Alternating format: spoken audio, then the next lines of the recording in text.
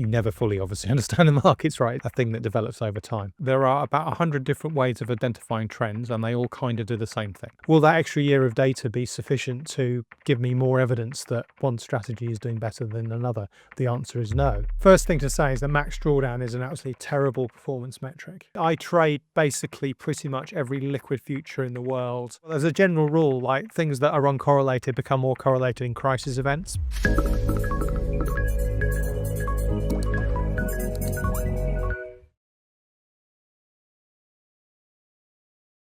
Rob, thank you so much for taking time out to talk to us. When I think about systematic traders or investors who have had an influence on me, your name comes at the top in terms of percentile, largely due to the books that you have written over the years. I thank you specifically for making that effort. For those of you who do not know Rob, he's an independent systematic futures trader, investor, writer, and research consultant, and a visiting lecturer at Queen's Mary University of London, where he teaches systematic trading at the master's level. He began his professional career over 2 decades ago at Barclays, trading exotic interest rate derivatives, but very early on, Rob realized that discretionary, high-stress floor trading wasn't where deep thinking and good decision-making thrived. That realization led him to quantitative and systematic trading, and in 2006, he joined AHL, one of the world's largest systematic hedge funds.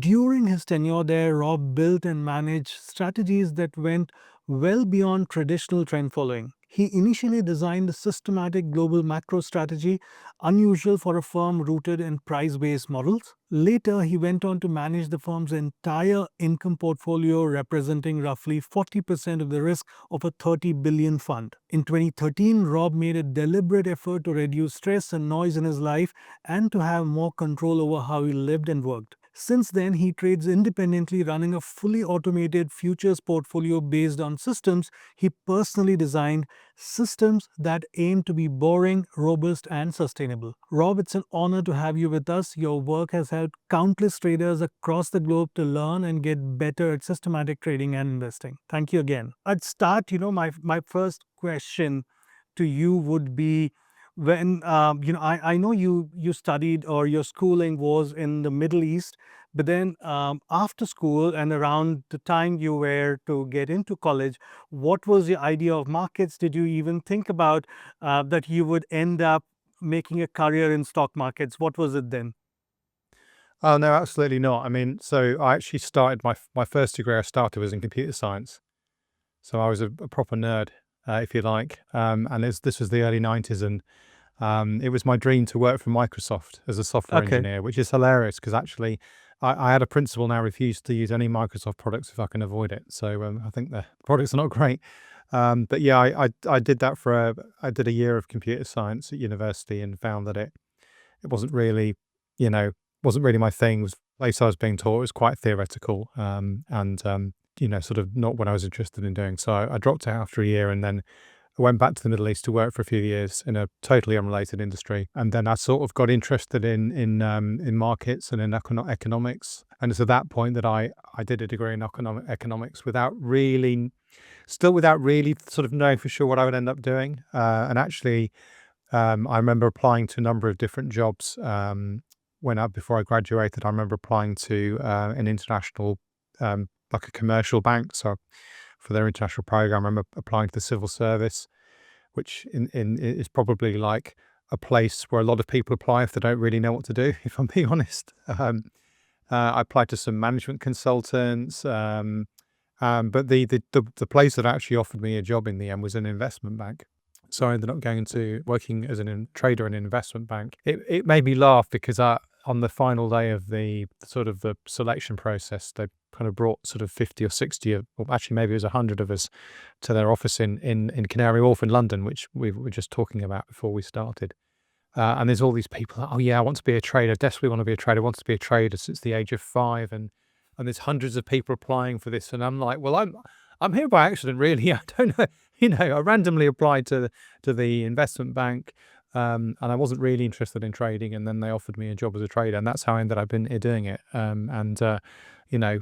With a couple of years break, for the last 20 odd years, getting on for 25 years, that's what I've been doing. So the world works in mysterious ways. It does. It sure does. And what a lovely accident that was.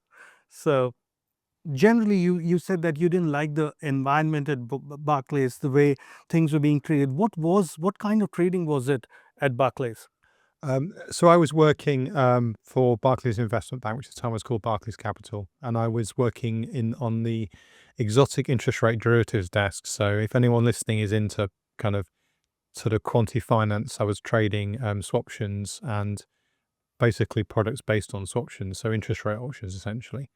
So the good thing was actually it was probably the most intellectual part of the trading floor in terms of, it wasn't just like trading, say, spot FX, which is very much, buy, sell, as we say. And I know that the guys working on the equity derivatives desk would disagree. They would say they were cleverer than us, and they all had PhDs from exotic places in France. It was kind of one of the more interesting areas of the bank to work, but still, sitting in front of a huge bank of monitors and deciding whether to buy or sell and working long hours, working very high pressure environment doesn't suit my personality. And I think the best way of describing it is that it's a job that's mentally challenging. And as I said, the part of the bank where I was working was particularly challenging, but not intellectually stimulating. I didn't really feel I was actually time to think. You were just reacting constantly to the process of information.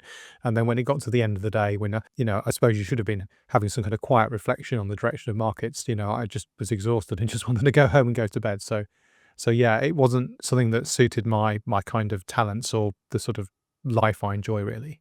So by the time you spent, let's say, a few years at Barclays, what was your sense of markets in general? So where were you started off as a noob, I understand, but then where were you? But now that you've spent a few years in at Barclays, I thought I only worked there for 2 years. It's important to say. Um, I would say that I had a good technical understanding of the area of the markets I was working in. So, I understood how to price very exotic rates and things like that. But I had no kind of feeling for things like, so I think people assume that if you're working in interest rates, you'd have an understanding of how, the world works in terms of macro and yield curves and central bank decisions and all this kind of stuff.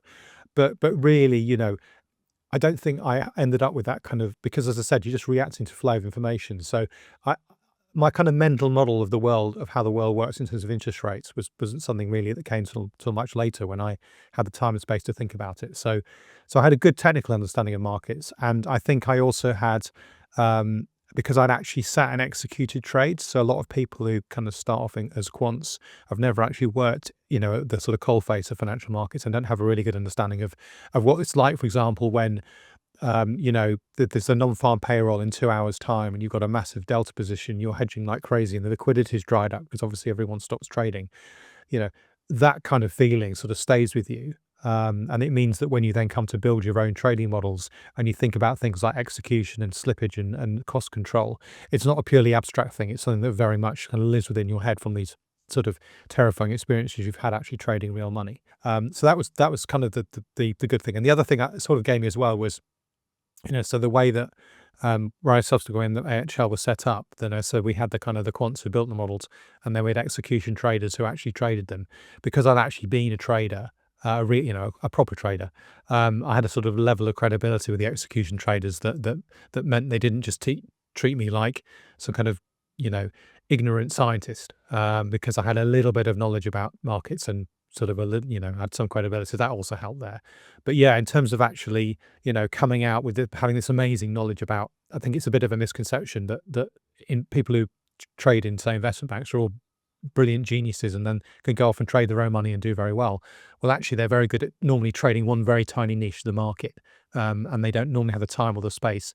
And it's normally actually detrimental to think outside that and to think kind of big, wide thoughts, because it would just distract you from your core job.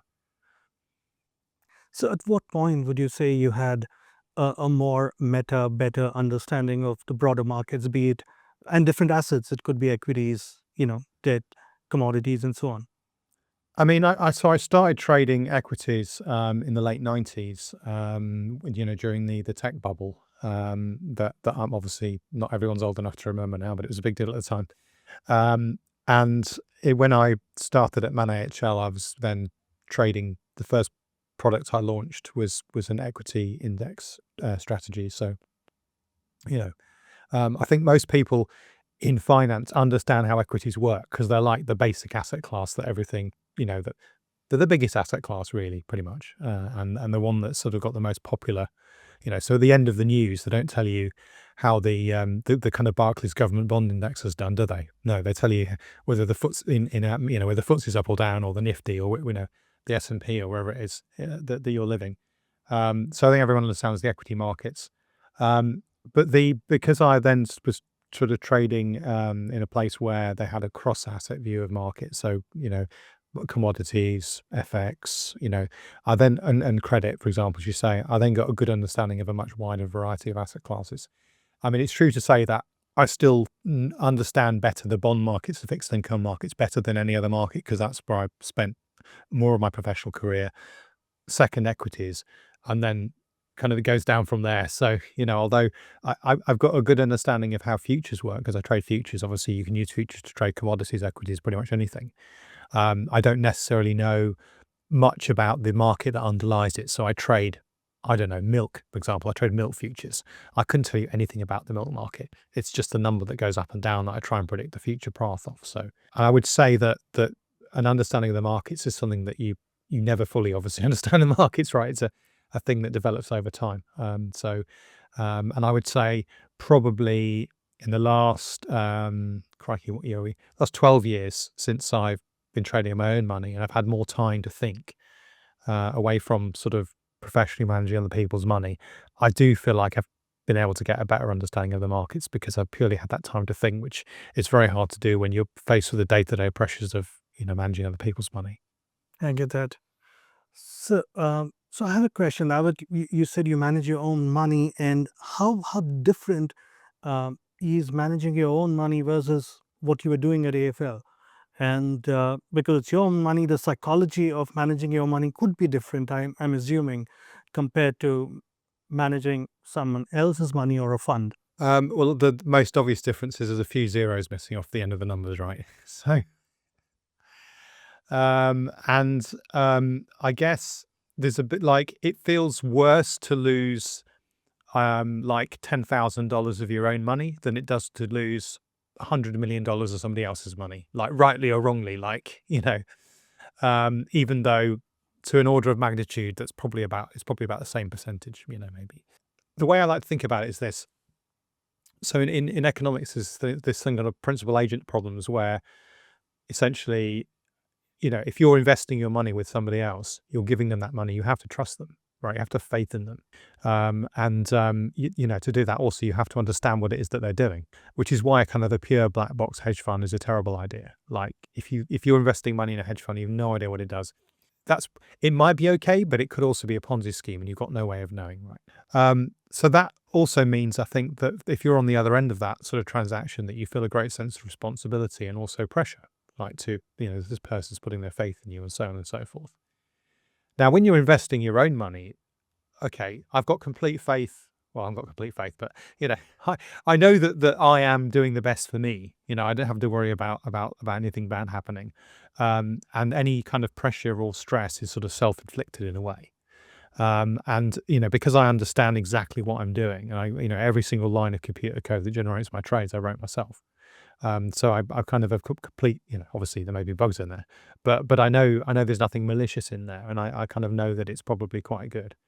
And because I've set my level of risk at a level where I know I'm comfortable, it's not, don't get me wrong, it's still not easy, but it gets easier. I mean, I've been trading my own money for 12 years, and now I barely look at my P&L. If you ask me how much money I've made this year, I could guess and be kind of probably within 5%, but I couldn't tell you, down to 2 decimal places. Whereas before, when I was managing somebody else's money, I think it would have been a professional dereliction of duty if I didn't know what my performance was like, because it was something that we used to look at and obsess over, and perhaps obsess over too much as well, because just looking at your P&L doesn't make it go up. Just worrying about it doesn't make it go up.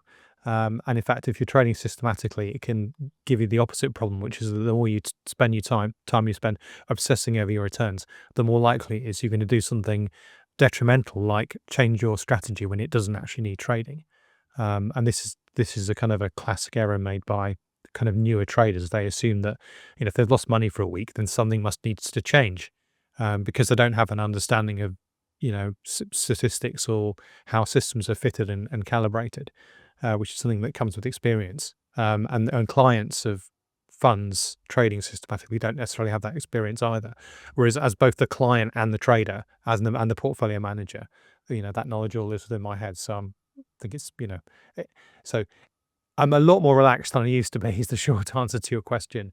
But that doesn't mean to say that it's not at times a little bit stressful. I mean, April this year was the most recent example when obviously things are very chaotic. Oh, yes. And when those things happen, it is, 15 years ago when I was still managing other people's money, when something like April happened, I would have had to have been at the office for sort of 14 hours a day. Whereas now I just read the paper a little bit with a bit more close attention. So it's a totally different mindset. There's another aspect, Rob. I'm sure you would have experienced it yourself. When you are working at a firm, you have other people to talk to bounce ideas off, as they say. Now, when you are managing your own money, do you have people, or you reflect more, or how do you manage that part? Yeah, it's a really good point. So I guess the main thing I miss, perhaps the only thing I miss about kind of, well, apart from the money, obviously, like, so, when you work, there's this amazing thing where they give you money every month, which is great. When you're trading your own money, that doesn't happen, unfortunately.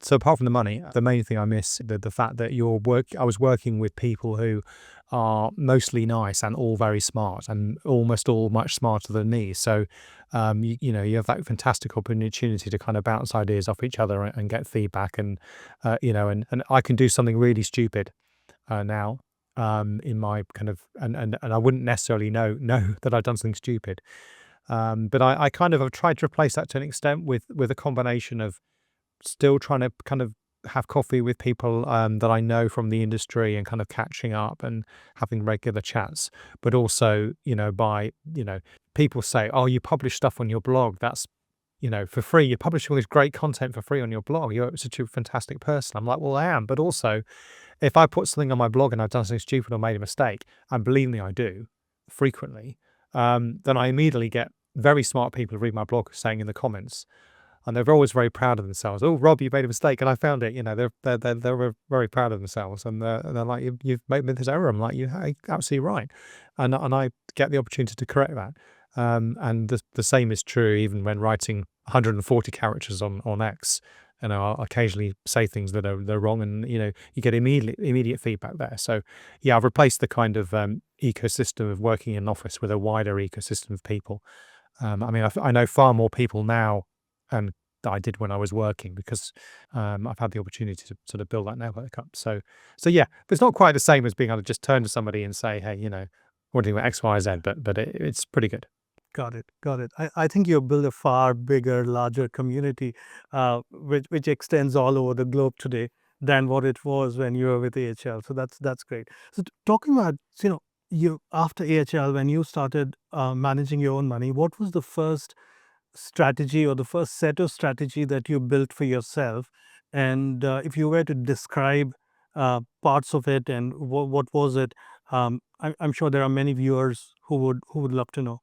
I mean, when I started training for myself, and this is advice I give to everybody, like, is start simple. So literally, when you're building something from scratch, just start with trading one market and trading something really simple. And so, where I used to work, there's a big kind of trend place for trend following and momentum.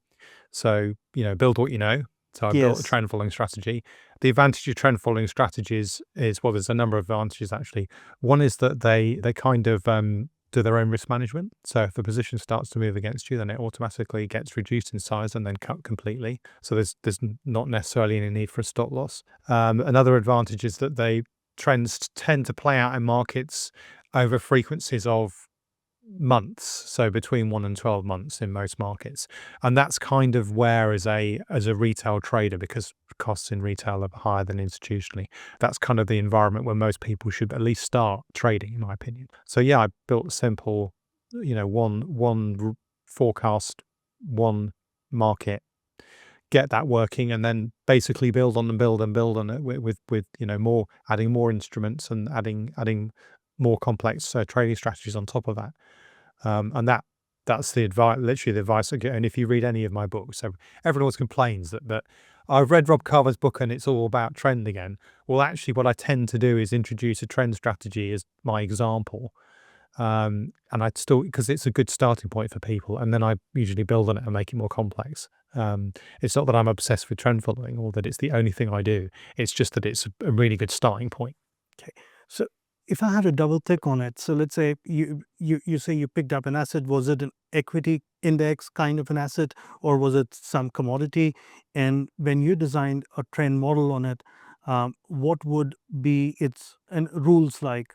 Okay, I mean, so the important thing about the first and any asset you trade is it's got to have certain characteristics. The principal one is, well, you got to be able to trade it, right? There's no point wanting to trade something you can't trade. So for example, a lot of commodity futures have very large lot sizes, which means they're inaccessible to most people.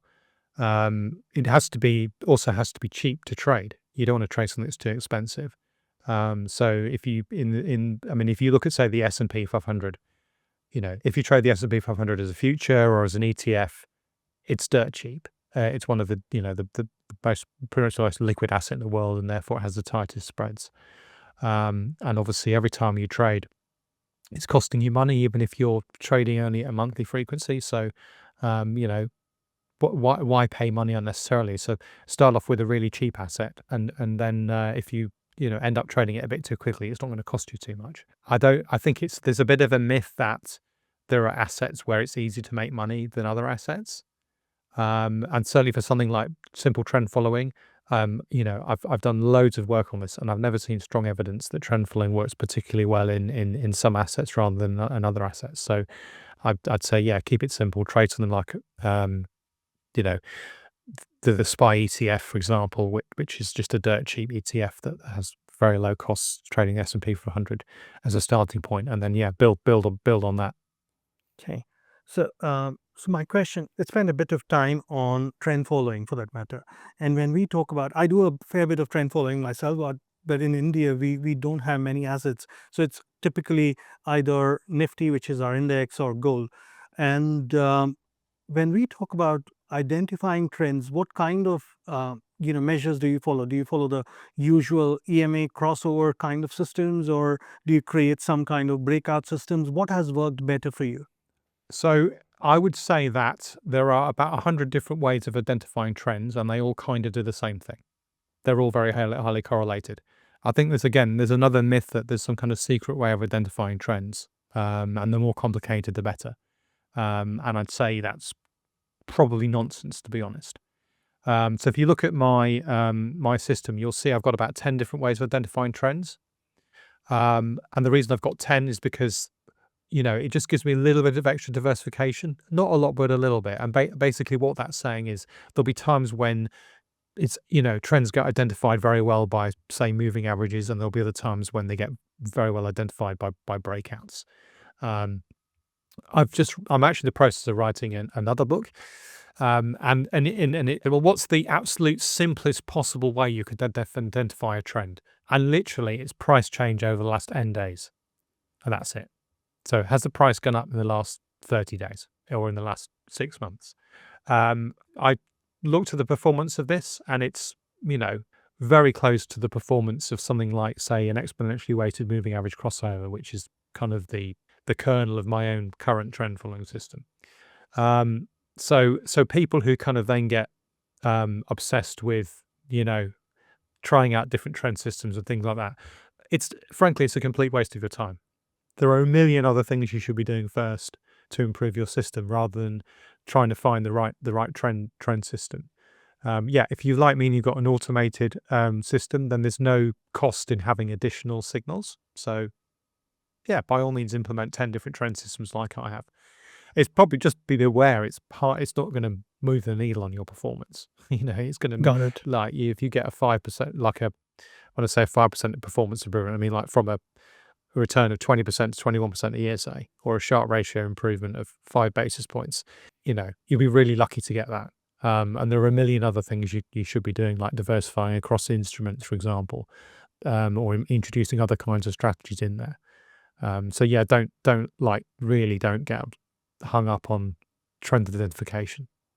While we are talking about trend, there's something which I've noticed when I test certain products. For instance, the index products in India, they don't give many opportunities on the short side. They work well on the long side. And historically, or even if I go back a couple of decades back, there's been very few opportunities other than COVID and maybe the GFC crash in 2008, where we had some sort of a sustained a few months of down move. But other than that, we don't get that here in India. I'm sure that's the case in S&P as well. So would you recommend that in products like that, we take trends only on one direction? How would you trade an instrument like that? I mean, basically, what you're saying is that markets go down more often than they go up. In a market where there's a real, like what economists would call a risk premium, so like equities. I'm glad that you didn't say, should you change your system on the short side? Because that's something a lot of people say to me is, oh, well, should I have some kind of different way of trading on when the market's going down? The problem is that statistically, there's just not going to be enough evidence to support or fit a system that, because there are just so few times, as you say, when the market's actually gone down. So I'd really caution against that. So a way of thinking about this is, so take my portfolio. I've got a lot of long-only equity investments and I've got a trading strategy. If I was to do what you suggested and only go long in equities in my trading strategy, that would mean I would always be like overall still net long equities, right? Because I've already got a big long position. So, I'm kind of going to have I'm going to sort of have a long bias in equities. I don't really think that's a good idea. I'd quite like to be in a position where if the equity markets are going down, where I short them in my trading strategy, and that's going to at least partly offset the big long position I have. Conversely, if let's say your trading account was all you had, you didn't have any long-only equity investments, well, then maybe what you're saying makes more sense because we know that equities go up in the long run, and therefore we want to have a long bias towards equities. If that's not coming from our long-only investment account like it is for me, it's got to come from our trading strategy, and therefore not going short is potentially a reasonable thing to do. So it depends on your framing. If you're thinking about absolute return, then yes, what you probably say makes sense. But if you're thinking about a trend following strategy as part of a bigger investment portfolio that already has allocation to equities, then I'd argue it doesn't make as much sense. Makes sense. Makes sense. So there's another question which I had on my mind when we are talking about, let's say, a long only equity. I have seen certain systems where we take an entry based on a specific parameter, but then the trailing stop, which we kind of run over it, would be based on a different logic. And have you seen that kind of a thing work? So to give you an example, I mean, let's say, it's what you're describing to me is overfitting. Basically, I'm really sorry. You I'm no, sure because something that you're introducing additional parameters into a system where they're just not necessary. So the way I advocate for people who are new to trading to trade is to have an entry based on something like I said, literally could just be the last 30-day return, is it positive or negative, and then use a trailing stop loss that's sized purely on the volatility of the instrument you're trading, and then you need to calibrate the sort of size of that depending on how long you want to hold a position for, and so as a rule of I'm trying to think of the rule. I've got in my new book and then also my third book, I've got rules of, and actually in a free blog post, if you don't want to give me any money, I've got rules of thumb about how you can build a system like that. And then that doesn't require any fitting at all, apart from the decision about what sort of length trend you're going to look for, or the sort of single opening method. I just it's unnecessarily complicated. It's overfitting, and can I build systems that will work like that? Yes, but why bother? Like it's not going to give you any benefit, and it's just fraught with danger with introducing those additional parameters. got it. So that brings me to another question which I had. Now, when we talk about trend, we usually are measuring the trend on a given time frame. So it could Yeah. be, for instance, daily, hourly, or weekly. What has been your experience in capturing trends across time frames? So are certain time frames for certain assets better? How do you think about that? Okay. Well, let's first of all divide the question into two parts: pre-cost and post-cost. So Yes. pre-cost, so ignoring costs completely. I have not seen strong evidence. So as I said, generally speaking, trends tend to play out at frequencies of between a few weeks and a year, roughly speaking. If you go much faster than that, you tend to get trends stop working and then potentially mean reversion. If you go much slower than that, then again you get mean reversion. So if you're Warren Buffett, for example, you're basically betting on long-term mean reversion to a sort of equilibrium value by buying cheap stocks you hope will revert to their equilibrium value. And that's a mean reversion phenomenon. And that plays out over a time scale of multiple years. Now, that isn't to say that if I was to do a fitting exercise and say, well, what's the optimum trend length for a whole bunch of assets, I wouldn't see a different number. But if I then look and see whether those results are statistically significant, I would say no, they're just noise. So just randomly, if I consider any given asset, of course it's going to have an optimal trend length. But is that statistically different from another asset? Probably not. There are some weak patterns. For example, fast trend in equity indices seems to have stopped working about 25 years ago. So that's a sort of weakish effect. And there are some other kind of weakish effects, but none of them are sort of strong enough for me to actually say, well, yes, no, you should trade S&P with a trend length of 2 weeks and you should trade Nifty with a trend length of 2 months because that's the optimal value. In practice, the same way with trend, whether to use one trend system or another trend system, the best thing to do is to use an average of lots and lots of trend lengths and take an average of those and use that to build your forecast with, and that's what I actually do. Now, but that of course ignores costs, and if we take, say, the S&P and milk, which are both things I trade, the S&P is orders of magnitude cheaper to trade than milk, and that means that I'd be perfectly happy to trade, say, a 2-week or a 1-month trend with S&P, but I would not be happy to trade that with milk because it's just too expensive. With that, I'm looking at much, much slower trends. So in practice, I just delete things that have a cost level that's too high and where the trend's too expensive.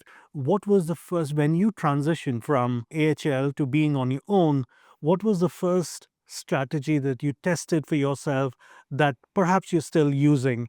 I'm just curious to know more about that strategy and how it's working and such. Yeah, so whenever you're setting up a new system and whenever you start, this advice I actually give to people when they start trading is to start with something really simple. And simple means basically one, I call them trading rules that produce forecasts that I decide whether I'm opening or closing a position. So one of those, and then trading on a single instrument. So I'm a futures trader, so the choice of instrument sort of arbitrary to a degree because there's this sort of misconception, I think, that different instruments are kind of better for, say, trend following than others. But actually, all the statistical tests I've done suggest that's not the case. But more importantly, I think, is to choose an instrument that's not too expensive to trade. So there could be, even though futures are perceived as a cheap thing to trade, and generally that's true, there's sort of orders of magnitude of difference in cost between, say, trading the S&P 500 and trading, I don't know, milk futures or some of the more obscure commodities which aren't very liquid. So I wouldn't be able to tell you whether it was the S&P 500. It's quite a long time ago now, but it would have been a future like that that's very easy to trade and very cheap to trade. And as for the system itself, also AHL's, where I used to work, is a kind of a trend following shop. Although I have less emphasis on trend following than them because I don't have outside clients who kind of have expectations about which box I should fit in. I kind of manage my portfolio for effectively your absolute return. I still understand trend following, and also trend following is a sort of kind of easy to risk manage because it does its own risk management effectively. So, for positions moving against you, it gets cut automatically. You don't need like a second layer of risk management on there. So I've implemented a trend following system, and that would have had a variety of running at a variety of different speeds. And basically the way that that's implemented is I would have started using an exponentially weighted moving average crossover. That's and the sort of if someone says to me, well, pick one speed of moving average crossover, well, I'd probably say a 16 and a 64-day moving average because that's kind of not too quick for most instruments in terms of trading costs, but is kind of a bit of a sweet spot for trading speed. So if you start to go much faster than that, well, obviously costs come into play, but also you sort of lose the character trend fall, and it becomes a bit more mean reverting.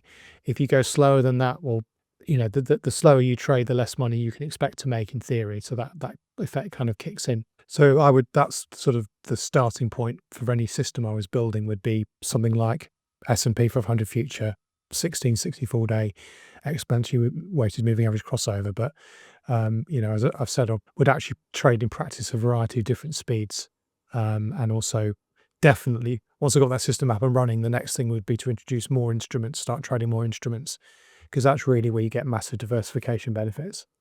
So, Rob, when you say speed, do you mean look back periods of the EMA, or do you mean the? Yeah. So exactly that. Because it's exponentially weighted, it's actually the half-life, not the look back, but to a first approximation, it's the same thing. So that would be a half-life of 16 days and a half-life of 64 days. So, broadly speaking, comparing the sort of price in the last kind of, say, 3 weeks, because we're talking about business days here, versus the price of the last 3 months or so. Mhm. Got it. Do you still use similar systems, or in your current trading? Yeah. So if I have to break down my system by kind of forecast, so about 60% are things that are sort of like trend, and 40% are things that are sort of like carry. And within that trend component, there's still a suite of moving average crossovers in there. So they are still part of my system, but they're now like, I don't know, maybe 10% of my system rather than maybe 8%. I don't know the exact figure, but rather than 100% where they started, because I've got more diversification through different forecasting rules in there. Got it. Now, a related question to trend following, if we for a moment forget about cost as a part of the function, and have you tested a strategy on multiple time frames? When I say time frames, I mean, let's say a 1 hour bar versus a 4 hour bar versus a day bar or a weekly bar. And does trend manifest differently when we kind of look at them on these different time periods? So I don't really like this question, I'll be honest with you. Okay, so um, let's say you're going from hourly to daily data. Let's assume it's a kind of sort of market that's open for 8 hours a day. So obviously, I've talked about a 16-day moving average. Well, that's going to be equivalent to 16 multiplied by 8, which is, I think, is 128 hours. So 128 and a 512-hour crossover would, broadly speaking, be pretty Be similar. close, be similar to the daily. It won't be exactly the same, obviously, but it could be, because there's be sort of a richness of things that are going on an intraday basis. But if you plotted the positions of the P&L on top of each other, they would line up very well, right? So that's kind of the question is whether, if you're trading at a speed of sort of a 16-day moving average or equivalently 128 hour, does going from daily to hourly data actually change anything? The answer is no. All it's going to do is mean you've got more data to collect, more data to store. Your back test will take longer. I know where you're going. I'm going to get there. Trust me. Okay. Now, so the question is, does it make sense to go from a 16-day or 128 hour to a 16-hour? In other words, does it make sense to trade a trend following system much quicker? And the answer is, generally speaking, this is supported by academic research, but the kind of period of time when trends tend to work well is a holding period of between a couple of weeks and about a year, depending on the exact asset class you're trading. So equity indices, you need to trade a bit slower, for example. Once you get down to the kind of hourly, the 16 hours, that's kind of a couple of days, ignoring costs, you tend to see, certainly in futures, that the kind of trends no longer work that well, and you just got a lot of noise. And there's been some academic research that kind of shows that as well. And then if you kind of go to much shorter time periods, and now I'm talking about minutes, you start to see mean reversion effects, start to see the opposite. So there's kind of a dead zone between like minutes and weeks where the pattern of where the trend following works that well. This is an empirical result, by the way. There's no maths behind this. This just seems to be what you see in most assets. So if your question is, Does it make sense to use hourly bars because that means you will trend follow faster? My answer is no. If your question is, does it make sense to use data that's much more granular? Well, you can do, but in practice, it's going to make no practical difference. The main benefit you would get is your estimate of volatility would probably be better, but otherwise, I'd say it'd be pretty similar. Awesome. Thanks. That was my question. Now, I'll move on to another related question since we are on trends. There is this whole thing, I'm sure you read about it, called the overnight drift. Have you seen that play out across, or does it still work in most of the indexes? And at least, equity indexes is something which I have read about. So, what are your thoughts on playing that, or are there ways, have you explored that in any of your Sorry, strategies? could you just clarify exactly what you mean by that? So what I mean by overnight drift is the index moves through gaps overnight, and during the day it does not move. So that's what it means. Yeah, So so sort of to turn that into the language of a quant, then the volatility is much higher when the market is closed than when the market is open. that's correct. Essentially, That's correct. yeah. Yes. Yes. So I've seen some research on that. Obviously, to capture that, you'd need to be trading basically every day at the open and the close, which is horrendously expensive. And for that reason, there's no point in me even looking at it. To be honest, the because it's a system where you wouldn't be able to passively fill. You'd need to actively kind of put an order into the market, and so you've got to cross the bid offer. So it's going to cost way too much, basically. Got it. Got it. So it's not. It's the research I've seen, like from good, for example, there's some good sales research out there, and mostly what they say is this effect cannot be traded in isolation, but you could use it as basically as an execution, a confirmation, if you like. So in other words, if you were planning to buy the S&P this morning anyway, and the overnight drift effect says you should, well, then maybe you should buy a bit more, basically. Got it. So Got it. it works complemented with something else, but by itself, no, too expensive. Got it. Got it. So I'll go back to the question where you said around 60% of your portfolio is trend today, and what's in the rest of 40% of it? What happens there?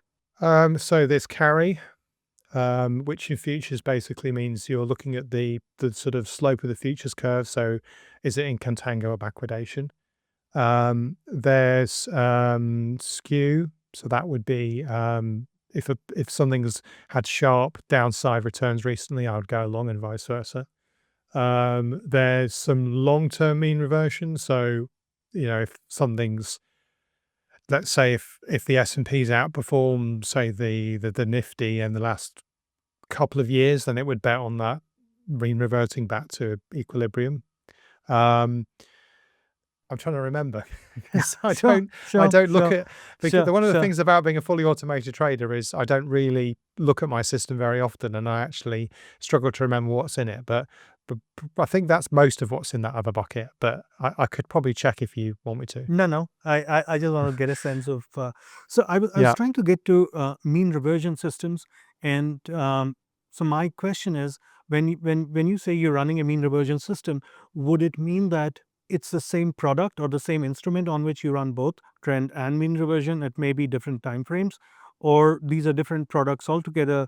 That's my first question.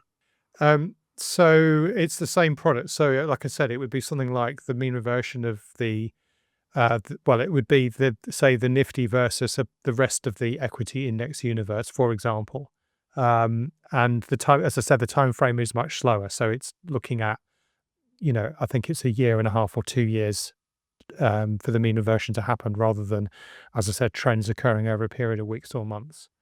There are obviously parts of the kind of financial universe where there are specific products you can trade that tend to mean revert. So from my fixed income world, something like the curvature of the yield curve, you can do something called a butterfly trade on that, and those tend to mean revert. I don't trade those, but there are things like that you can trade. The other thing would be calendar spreads between different futures contracts where they're liquid. Again, you could look at the kind of 3 of those and check, sort of bet that the futures curve slope is going to mean revert. That also is something that is quite popular, but these trades require quite significant amounts of leverage. And again, also they're quite expensive, so it's not something I'm looking at the moment myself. Got it. So they are a bit similar to the startup kind of strategies where you kind of look at two products and whether they are deviating from their Yeah. So with startup, you're basically looking for two things that move together, like seem to move together, and yeah, technically you were looking for co-integration, not correlation. correct. And that's a very popular equity index strategy. I've kind of toyed with those things in futures, but not really found. They're quite complicated to run and to set up, and very prone to data mining and overfitting, because obviously you can find what looks like a promising co-integration, but it may just be a fluke. So it's not something I trade myself, but obviously I'm aware of that space. Hmm.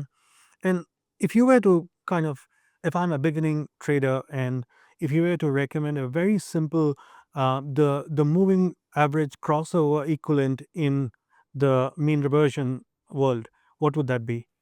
Well, you can do something like, just say, if you take a moving average of a price, and you say, well, that's like the equilibrium, right? That's where the price is expected to go back to, and then you could just compare the price to the equilibrium. So if, say, over the last, as I said, in terms of time frame, these things tend to play out over quite short time periods or very long time periods. So you'd be looking at something like, what's the average price over the last 10 minutes? And then comparing the current price to that. And if it's below it, you'd buy, and if it's above it, you'd sell. That's kind of, but just to say, I would absolutely not recommend that to a beginner trader, because, because the trading costs will be absolutely horrendous. And you really need to know what you're doing to trade those things. And the other thing about mean reversion trading is, I said earlier that trend following kind of risk manages itself. Mean reversion is the opposite. So left unchecked, a mean reversion strategy will, if it starts to lose money, it will buy more because it thinks it's a more promising trade, and vice versa. So you need to have risk management in there. Got it. And you, since we're talking about mean reversion and risk management at the moment, I have a related question. And when you are, let's say, running a portfolio of strategies for yourself, now I'm assuming you would look at the risk at for the book, and would you do some kind of a rebalance across strategies if one is performing well, or how does it work? Never. Okay. So how do you risk manage the book? Well, so what you're describing, I wouldn't call risk management. I describe it Okay. as optimization. Okay.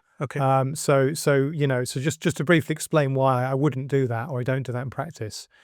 So my strategies trade fairly slowly, and that means that they require a lot of data and evidence and history to kind of prove themselves and to be calibrated. And so my backtest is older than me. It starts in 1970. I've now got a 55-year backtest. Next year I'll have a 56-year backtest. Will that extra year of data be sufficient to give me more evidence that one strategy is doing better than another? The answer is no.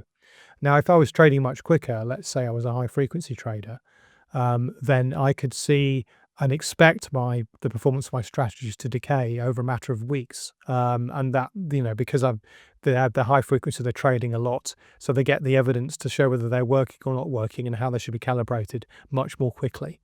That unless you're trading very quickly, you're unlikely to be in a position to be able to see statistically significant evidence that something is working or not working. So that's why I don't do that. And as I said, I wouldn't describe that as risk management. That's optimization. Risk management is something completely different.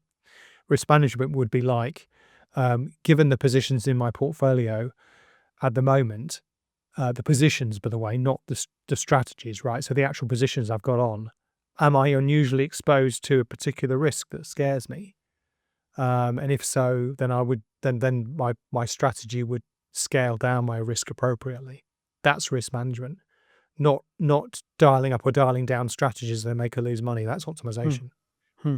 So that makes sense.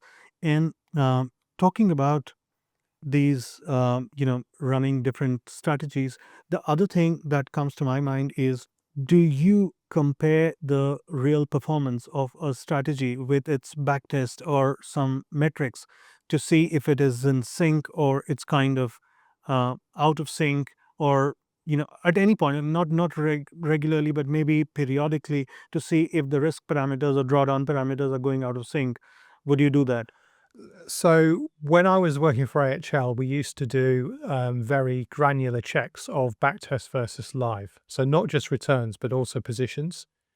Because, generally speaking, with the same starting set of positions and the same inputs, you'd expect to get the same result at the end. Okay. Now, why wouldn't you get the same result? Well, it could be because your production code and your research code are different. So then it's a good idea, obviously, to check that your production code is correctly implemented. It could be because of the sort of execution assumptions you've made in your research environment, in your sort of, if you like, your paper trading or simulation environment. So you could assume that orders are filled that weren't filled, or vice versa.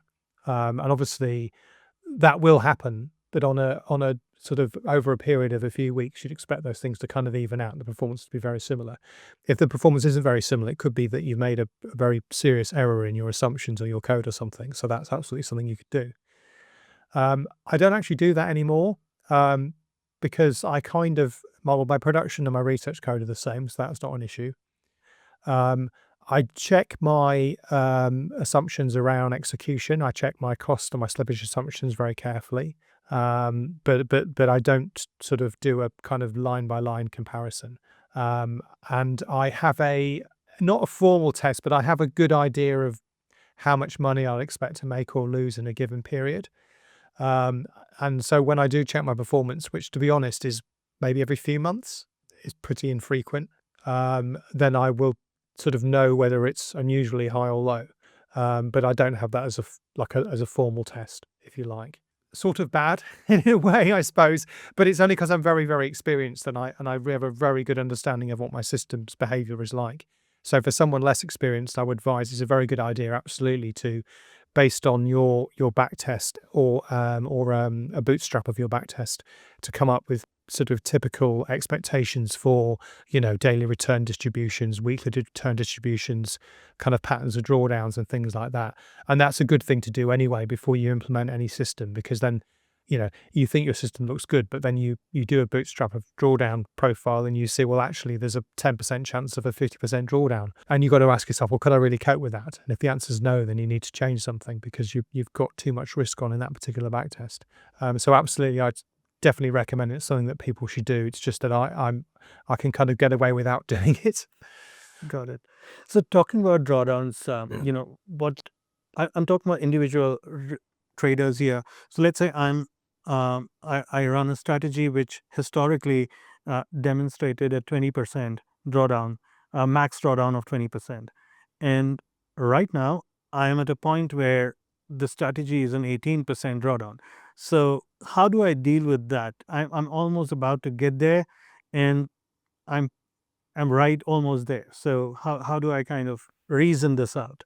Oh, well, first thing to say is that max drawdown is an absolutely terrible performance metric, because first of all, it's exposed to outliers, either the lack of outliers or the presence of outliers.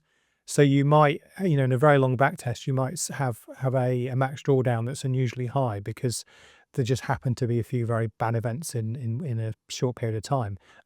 More dangerously, if your back test is too short, you might be missing those bad events and your drawdown would be unusually good. The other issue with max drawdown is from a statistical, from a statistical perspective, it means that it's got what's called a very high sampling error. So that means that, and so I talked briefly about bootstrapping, but basically you shouldn't just look at your max drawdown in a back test. You should look at the distribution of your max drawdown. In other words, how likely is it that you'd see a 20% drawdown? Obviously, that's going to be the median expectation, but 18%, 18% and 25%, 18%, they're also going to be pretty likely, right? The other problem with max drawdown is it scales with time. If your back test is 2 years long, and your max drawdown is 20%, well, that means that your max drawdown expectation over 2 years is 20%. Your max drawdown expectation over 1 year is going to be smaller, and your max drawdown expectation over 5 years is going to be bigger. So you as well as bootstrapping your max drawdown, you need to actually look at the length of time. So you need to bootstrap it for a particular length of time. So if you've only got a 2-year backtest and you've been trading for 5 years, you actually need to do some work to say, well, what's the likelihood of getting a 18% drawdown over 5 years? It's going to be much smaller than 50% because, the period of time is longer. Now, to actually answer your question, having reframed it as I'm approaching a drawdown it seems unlikely given my backtest. So you need to define unlikely. So unlikely, wouldn't be a 50% chance, right? It would be something smaller like 25% or 10% or 5% or 1%. So let's say you're approaching a drawdown, there's only a 10% chance you'd expect to see it given your backtest and the length of time you've been trading. It's helpful as to what you should do, the answer is I don't know, right? I mean, it depends on your kind of, as I said, is max drawdown is a terrible statistic to use. I would use something like average return myself, personally. In some rolling period of time, has my average return been more than X standard deviations away from where I expect it? But if you do insist on in that case, again, I would potentially do something, potentially turn it off or shut it down, because then it's become highly probable that either it worked before and it's no longer working, or alternatively you've screwed up, you made a mistake somewhere, maybe your costs are too high and so on and so forth. But those things should be checked independently. But as I said, with the sort of speed of trading I'm doing, it would take a very long time indeed for me to come to the conclusion that my losses were out of line with what I'd seen in a 50-year backtest. So in practice, the question doesn't really it's not really relevant to me. It would only be relevant to someone trading much quicker, like sort of high frequency traders, as I said. So with all of those caveats, then yes, sure. If you're seeing an improbably low level of return from your strategy, where improbably low is defined properly rather than just comparing a max drawdown in live and a max drawdown in backtest, then yes, potentially you should turn it off or modify it in some way. Okay. So I extend the question from there. How do we evaluate a strategy's effectiveness over time? So how do I know whether it's performing as well as it used to in the past, or so any specific metrics that you look at? Well, again, so yeah, so you've got, so first of all, you need an evaluation period. So that could either be the entire history you've been trading the thing, or you might want to look at a rolling period. It's like the last 1 year, 2 year, 5 years. What works better? Well, again, it's going to depend on the speed of trading, right? And how quickly you get new information. So if you're a high frequency trader, then looking at the returns over the last week wouldn't be unreasonable. But that would be insane for me. I'd need to be looking at least 10 years, at least, probably longer, because I've got a 50-year backtest. So you need very long periods of time to evaluate whether things are going badly or well. So now I've got, say, a 10-year average return or risk-adjusted return, and I then compare that to the distribution of expected 10-year returns from my backtest.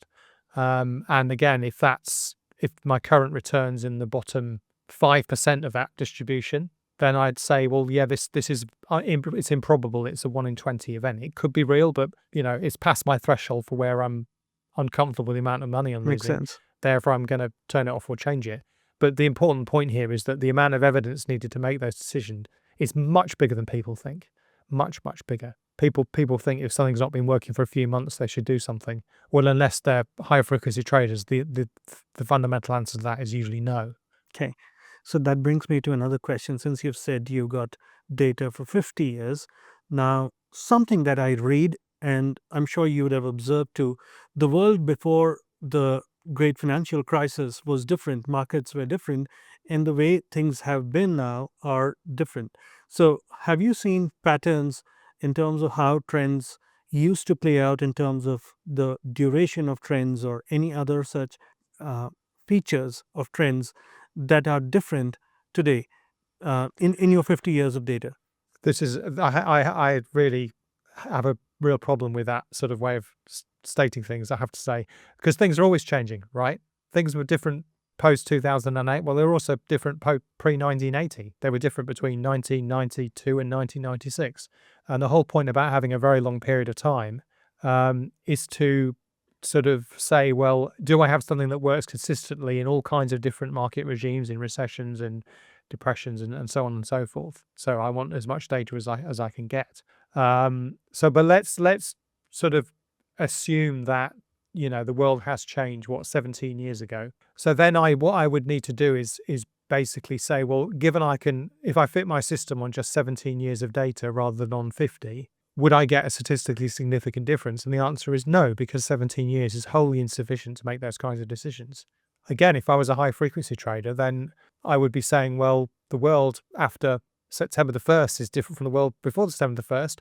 I'm going to fit my system on data just from September the 1st. And that's completely fine because I've got high frequency data. I've got lots of it. And therefore I can get information about what the correct system is much more quickly. So in answer to your question, have I seen things change since 2008? Of course I have. But then I've also seen things change over my entire market backtest. And it's not because I'm trading very slowly. It's going to have absolutely no effect whatsoever on on whether I change the way my system is fitted, or even if because it's unlikely I'll have seen changes large enough to throw away data from 1970 to 2008 and only keep data since then, because there just isn't enough statistical significance. Got it. Thanks. So I have an extension of that question. This is more specific to India. So now we have a lot of these products which get launched. These are indexes, different indexes, and we have very limited history of it.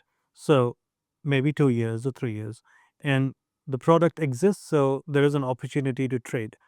So for a novice trader who's looking at a product like that, which does not have much of a history to itself, are there ways to deal with it, or would you suggest ignore and move on and wait for it to build its history? So because I basically treat every instrument exactly the same, so I trade everything I trade in exactly the same way, ignoring costs. So if you presented me with a new product tomorrow and said, can you trade this? I'd need a little bit of data to calculate the volatility. The minimum would be 3 data points to calculate volatility. And I need a little bit of, let's say I'm trend following, I need a bit of data to calculate a moving average. So to calculate a 3-month moving average, obviously I need 3 months of data. And then I'm good to go because I'm going to trade it in exactly the same way I trade every other instrument that has a similar level of costs. So assuming I can get a level of costs, which would take me 5 minutes to look at the bid-ask price on the screen and ask my broker what the commission is. And I basically just need enough of a sort of a quote-unquote warm-up period to establish what the forecast should be. So, for example, in my system, as I've been trading I've got 55-year backtest.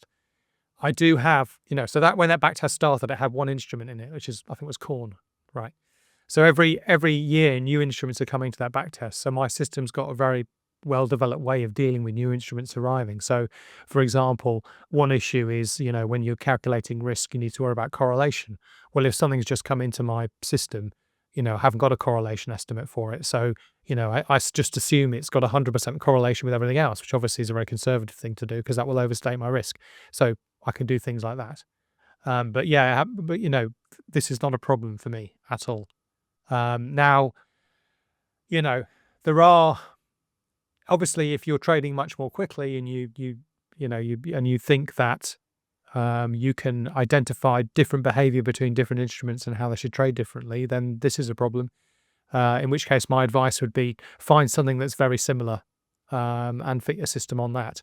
So, a very obvious case is in futures, a lot of futures have got different sizes. So in the S&P, there used to be this thing called the S&P contract that I can't remember the tick size, but it was massive. And then they brought in this thing called the E-mini, and then they brought in this thing called the micro. I only trade the micro now, but if you look at my backtest goes back to the 1980s, when the big contracts started trading. Well, of course, because they're basically the same thing, then the prices should follow very closely together. So I could literally just stitch the prices in at the start and use that instead.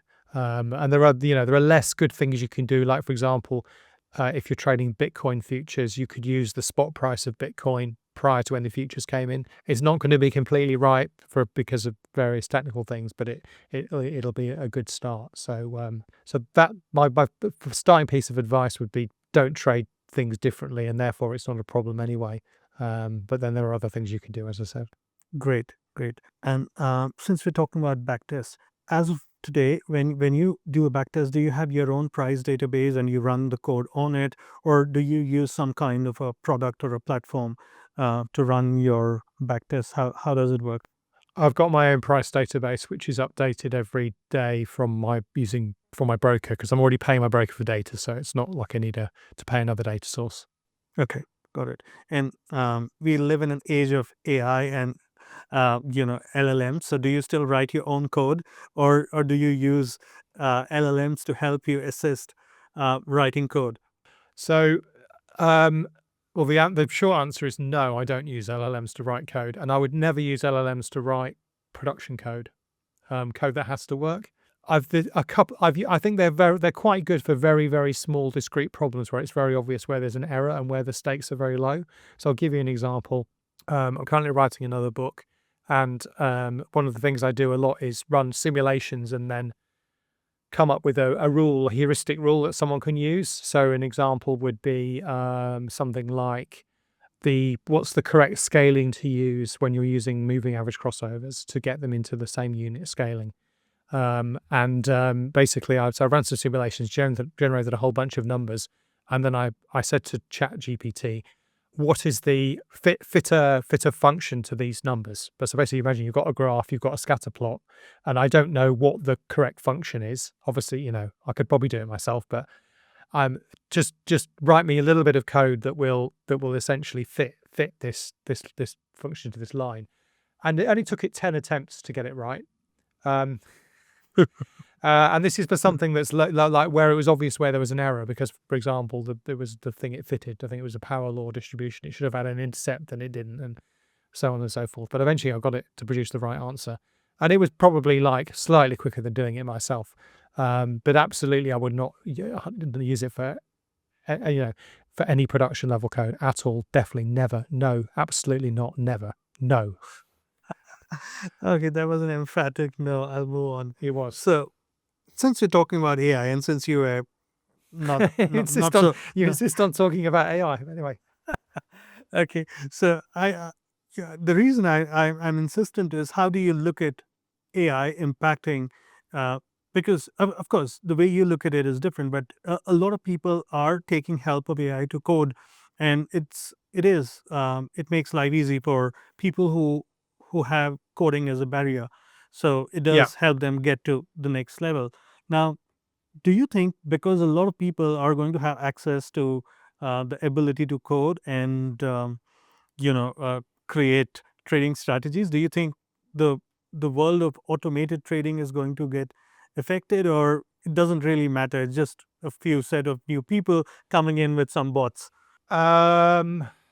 So I would say the people who can actually use this stuff effectively are not your man on the street using a off-the-shelf LLM. There are people who really know what they're doing, and they've been using it for years. And that will have a particular effect in fairly obscure kind of weird patterns in markets, nonlinear patterns in markets that are hard to detect using conventional statistical methods. So I'm actually talking more about machine learning rather than AI now, but there's obviously a big overlap between the two. Now, it makes me laugh when someone posts on X and says, "Oh, you two now can get your own moving average strategy using AI." Well, it's that I'm not sure that there's a lot of people for whom, I mean, that's like 2 lines of Python, right? I'm not sure there's a vast number of people for whom not being able to write those 2 lines of Python is a barrier, because actually, it's not those 2 lines that are the difficult bit. The difficult bit is writing, for example, a completely automated execution platform, which is what I've got. There are plenty of tools available that allow you to, for example, using like drag and drop style interfaces, Correct. to create simple kind of technical analysis trading bots, for want of a better word. And I think it's frankly absurd to think that as someone with an off-the-shelf LLM can find some secret way of making money from the markets using an LLM that you can't otherwise find. So sadly, unfortunately, I think it's mostly going to be just another industry of crooks, scammers, and grifters who will make money off the vulnerable by selling them, AI trading bots rather than just trading bots. Bitcoin bots. Yeah, I mean, just the same rubbish, but with a nice AI sticker on it. That's my cynical answer, to be honest with you. Yes, yes. So I do. I mean, I do appreciate that there's people for whom coding is a barrier, but to be honest with you, I think it's extremely dangerous to be running any kind of automated trading with code that you haven't written yourself and fully understand. And while I can understand why sort of parts of that journey or process or learning process where you might use AI as a learning tool to get you started and to kind of bootstrap you, if you like, ultimately, if you're sitting there and you've got something trading money for you, and it's either a third-party product you've bought from somebody or someone's given you for free because they've got some, nefarious reason why they want to do that, or if it's AI code that you've kind of supervised the writing of, I'd just be terrified. I really would. Absolutely terrified. I think it's very dangerous. I'm sure.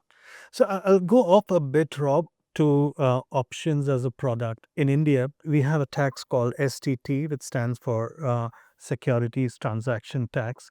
And this tax is levied on the turnover. Okay. So what happens is if you're trading a futures product and the turnover of the product, if you calculate it, would be greater. But at the same time, if you create a synthetic future using Yeah. options, the Yeah. the turnover would be lesser because it's premium, and that's one reason why our volumes in options are greater, and a lot of other things. So have you noticed markets where people create such products to trade trends and to make it more cost efficient? Or this is a very India specific thing which I observe. I don't hear it much elsewhere, so I was just curious. Yeah, but tax arbitrage is it happens all over the world, right? So, for example, in the UK, there's a thing called the stamp duty tax on purchases of ordinary equities, which is 50 basis points, which obviously is quite expensive, and basically pretty much rules out any kind of active trading. So, products are developed. So, some people developed a product called a contract for difference to get around that, and also ETFs don't have stamp duty tax on them either. And then there's this thing called, so in the UK, trading and gambling are taxed differently, even though arguably they're the same thing. So there's a thing called a spread bet that's basically a gamble on the financial markets. And that's taxed as a gambling product rather than as an investing product.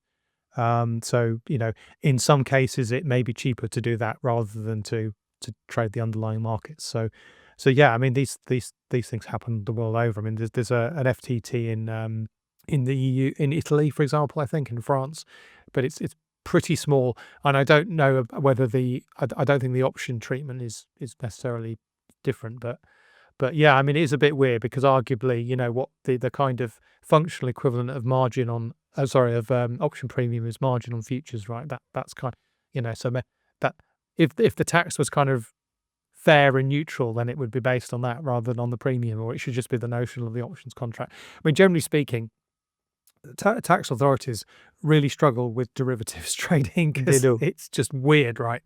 Particularly if as a retail trader, I actually had to write my own software to do my tax return because as a futures trader, the rules on capital gains are, you know, pretty complicated. So I had to write my own compute software to do it. So yeah, this sort of stuff happens all over the world. Okay, cool. That helps. I'll move on to a question which is to do with diversification. And Yeah. again, the context is a bit like this. When I read about, there's this thing, I'm sure you would have read about momentum as a factor in the world of factor investing. And in that context, I generally come across that if you create a portfolio of greater than, let's say, 30 stocks or 50 stocks or whatever, beyond the point, there is no diversification benefit. For example, if it's 40, then if I include more stocks, it's not going to reduce or it's not going to add much. So have you seen something similar on a portfolio of strategies, or when you're talking about managed futures? Are there upper limits beyond which there is no diversification benefit? So I'm going to get a bit theoretical and nerdy, if Sure. that's okay. Sure. Yeah. So the upper limit on diversification is the square root of the number of assets you're trading. So if your assets are independent, or they've got zero correlation, then if you've got 4 assets, then you should have twice the risk-adjusted return, basically, because diversification reduces risk but doesn't affect return if you make certain assumptions. Now the correlate, so then it depends on where you're playing this game. So if you're playing, let's say you're playing this game in US stocks and you're a long only US stock trader, the kind of average correlation of stocks in the S&P 500 is like 0.7 maybe. And what will happen is as you add your first few stocks, you're going to be adding stocks that are very different. So you're going to try and choose stocks that are from different industries. So you have a tech stock, a utility stock, a bank. And then after a dozen, I've now got to get another tech stock. Well, that obviously is going to have a higher correlation to my existing tech stocks. So the next 10 or so stocks I add, their average correlation is going to be higher to your existing portfolio than the first 10 stocks. And then obviously the third next set of 10 stocks. So what you see in practice is so obviously this may not work because I'm not sure my camera's reversed.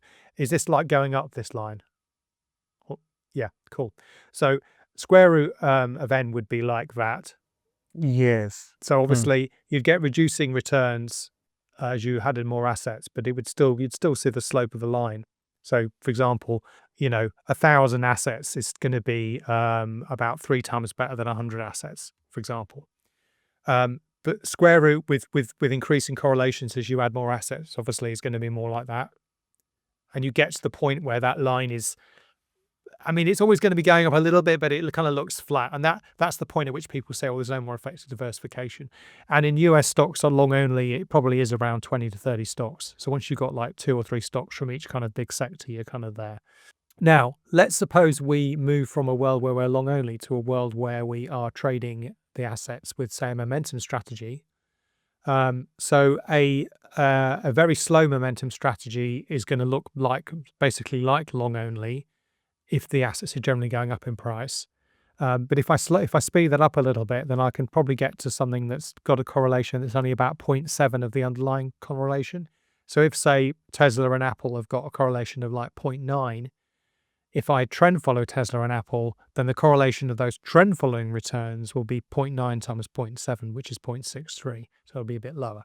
So that means that that line, that kind of slopey line for long only, then gets shifted up effectively. So I get more benefits for diversification because the correlations are lower, and also it takes more time before I kind of get to a ceiling, if you like. So rather than 20 stocks, it might be 50 stocks. Now let's move to futures where I trade. Well, in futures, the average correlation correlations are much lower because I can trade across different asset classes. I get massive benefits from my first few assets because they're from completely different asset classes.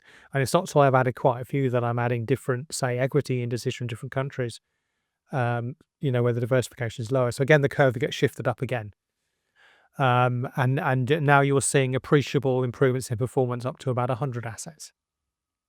So that's the answer to your question. So a combination of maths and kind of empirical results. So to get a better outcome for diversifying, you want to be trading rather than long only. If you're trend following, you want to be trading faster because you'll get lower correlations, and you want to be trading assets that in themselves are already uncorrelated. So across asset classes. So just to give you some maths, some sort of hard numbers, the average P&L from trend following in my system for an individual instrument is about 0.2, 0.25, something like that. If I go from 1 to 100 instruments, I get a 4.5-fold increase in performance. Wow! So it's substantial, and then it's starting to tail off at that point. But I have 250 instruments in my portfolio. I wouldn't have that if there wasn't some benefit in doing that. But then the number tapers around 200. Is it because of lack of products with adequate liquidity, or is it some empirical reason for or some statistical reason for that? So there are. I trade basically pretty much every liquid future in the world, except where there's market access issues. For example, there's some US industry futures I'm not allowed to trade as a non-US person. Or where yes, there, but actually even liquidity is not a massive issue for me because there are lots of things I kind of get data for, generate forecasts for, but then don't. I use them as part of my portfolio construction process, but don't actually take positions in them. So even quite expensive things are in there. The only other thing I exclude is single stock futures, so futures based on the price of a single stock, which I could include, I suppose. It's just I think the benefits from adding them are probably limited, but maybe at some point I will. Okay. So I have a question about. I'm moving on to this whole. Since we are active investors or traders, there is a whole lot of literature on passive, and it says that it's very hard for active managers to beat passive investors. And there's also a lot of money flowing into passives, obviously, mutual funds, ETFs, you name it. So, how do you look at that argument? On average, active investors won't beat passive investors because costs and fees. Okay, so as an active investor, your costs are much higher, and you know, if you're investing in an active fund rather than a passive fund, then to buy an S&P passive ETF costs like 5 basis points a year. To invest in an active hedge fund costs hundreds of basis points a year in the performance fees. So as a group, active managers on average over time won't beat passive managers, and that's kind of as you know. I think the active passive thing is more of an issue in individual equities. I think it's more of a live debate there because that obviously that's where a lot of the ETFization of the industry has happened. So I mean myself, for example, I only trade individual stocks in the UK. I don't trade them in the US because it's sort of just a bit of a pain from a tax perspective and in terms of getting data and whatnot. And in the US, I just trade ETFs. So if I want to trade Indian equities, I trade an ETF.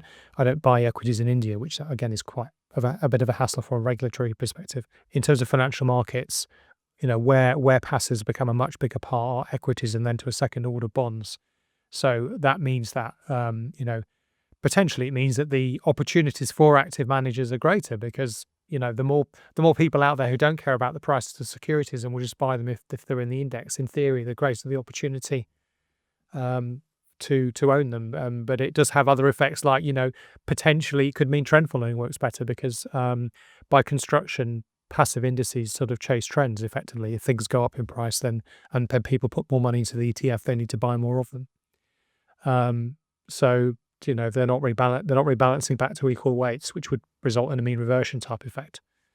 So yeah, I've not really spent a lot of time thinking about it because I don't think it's something that really unduly has an impact on me. But obviously, it's quite an interesting thing that's happened. Definitely. Got it. In India, we don't have as many liquid products for us to invest, and nor do we have managed futures kind of products for us to even observe. But I do listen to you. I listen to a lot of other podcasts which come from the US and Europe, UK, and I heard that April was a very bad month for trend followers for managed futures. So, can you help me understand what went wrong in April and kind of contextualize it for me? Well, most of us were long equities, and the equity markets went down very sharply. And that would have been okay potentially if they'd carried on going down, because we would have reversed our positions and gone short, and then made a lot of money on the downside. But they didn't. They bounced back up again.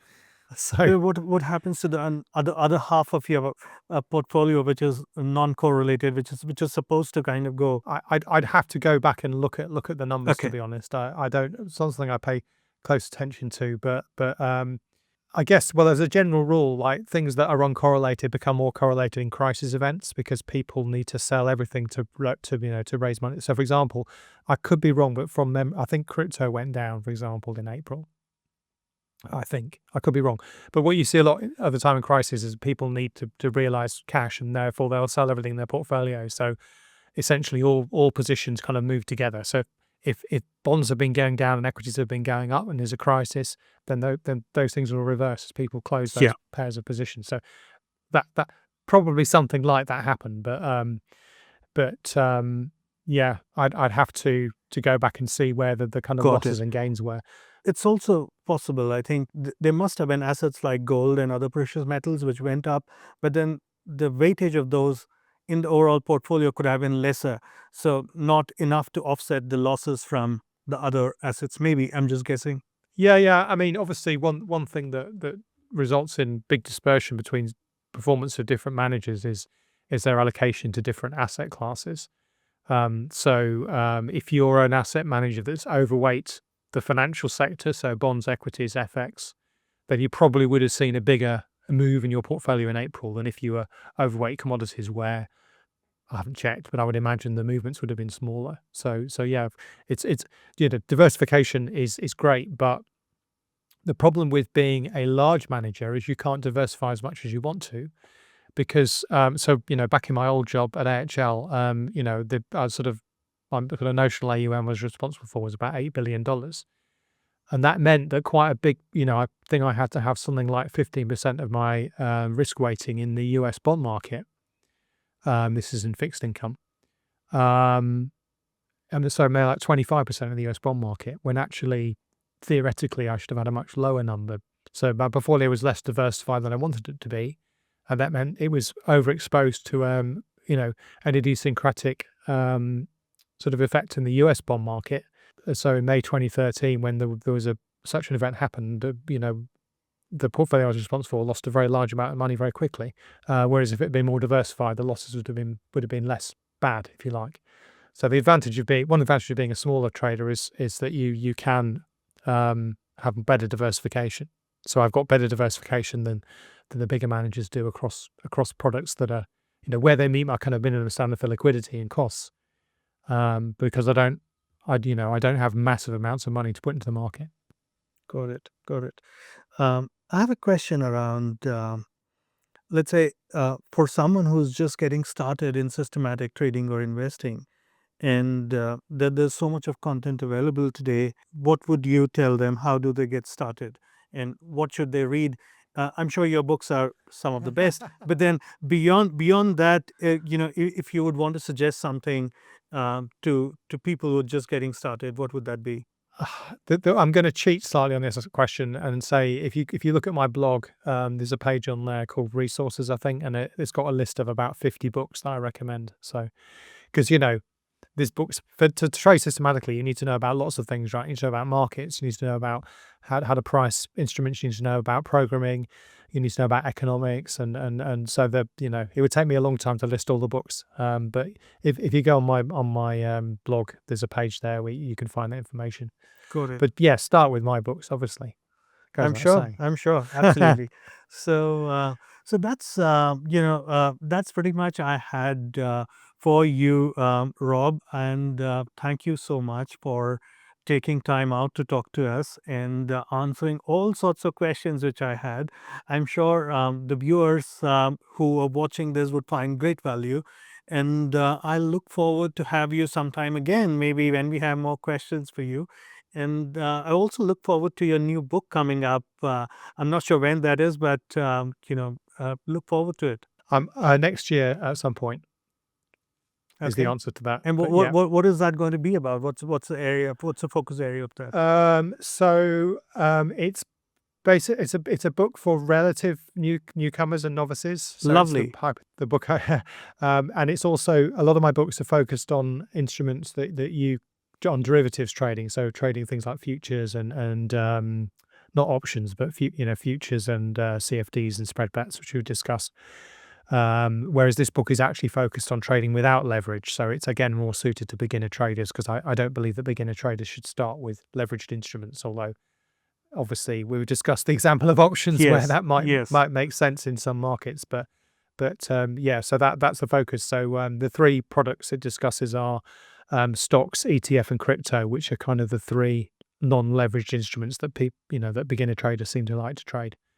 Although I have serious misgivings about crypto, and I'm quite pleased that you mentioned AI, which is one of my bugbears. We didn't mention crypto, but I've got serious misgivings about it. But I feel it's better to include it in the book and kind of give people all the warnings and then say, well, if you still want to trade it, this is how you should do it.